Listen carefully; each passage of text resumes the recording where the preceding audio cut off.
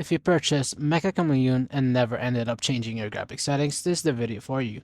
First things first, screen mode, try to make sure that on full screen so you don't get any input lag, or at least that you can't. Motion blur, make sure that's at 0%, that's perfect.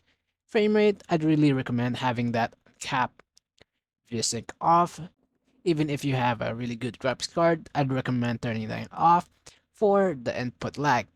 So for your FPS and best visibility, I'd really recommend turning it to the lowest, everything on the settings right here, even on shadings.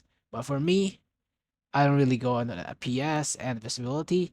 I go to the best and good looking settings for me. So make sure you click on apply resolution and screen mode as well. You can tweak this as much as you can as you'd like to. So one thing I will say is going back into the game after restarting, if you try to do the task manager while you're in full screen or you try to leave the game, it will continue to do that weird like screen thing. But other than that, that's fine. That's for this video. Thank you so much for watching. Have a wonderful day.